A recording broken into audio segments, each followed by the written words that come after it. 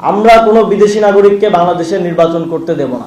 দেখলাম যে অনেকেই দ্বৈত নাগরিকত্ব থাকা সত্ত্বেও নির্বাচন কমিশনে গিয়ে গুন্ডামি করছেন।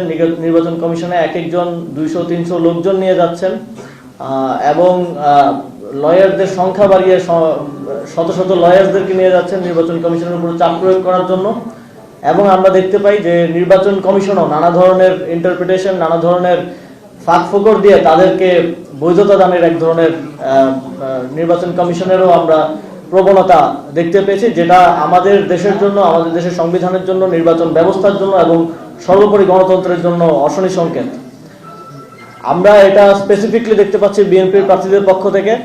বিএনপি নিজেদেরকে গণতন্ত্রের ধারক বাহক, গণতান্ত্রিক রাজনীতির পায়োনিয়ার বলে বিভিন্ন জায়গায় বলে আসছে এবং মনে করে, কিন্তু তাদের কাজকর্মে আমরা দেখি যে তারা সম্পূর্ণ 180 ডিগ্রি টার্ন নিয়ে গণতন্ত্রের বিরুদ্ধে, বাংলাদেশের সংবিধানের বিরুদ্ধে, বাংলাদেশের প্রচলিত আইনের বিরুদ্ধে কাজ করে যাচ্ছে।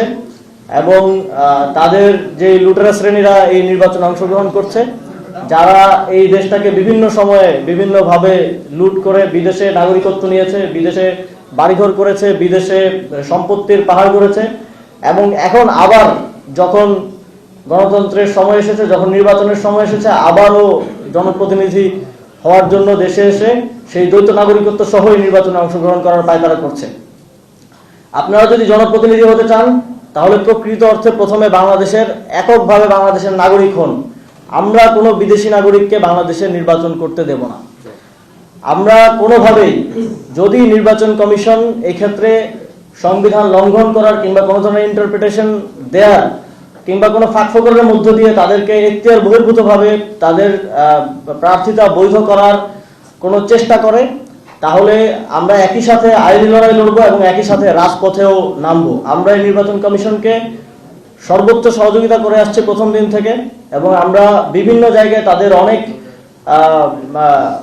অনেক ঘাটতি সত্ত্বেও তাদের এই যে একপাক্ষিক অবস্থান নেওয়াটা, সেটা আমরা একদম যাচাই বাছাইয়ের পর্যায় থেকে দেখে আসছি।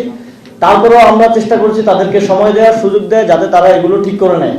কিন্তু আজকের যে ঘটনাগুলো ঘটেছে এবং আগামীকালকে আবার এফিডেভিটের মাধ্যমে বিদেশি নাগরিকদেরকে বাংলাদেশে নির্বাচন করার সুযোগ দেওয়ার যে কথাগুলো আমরা শুনেছি, তারপরে আমরা তাদেরকে আর কোনো ধরনের সুযোগ দিব না।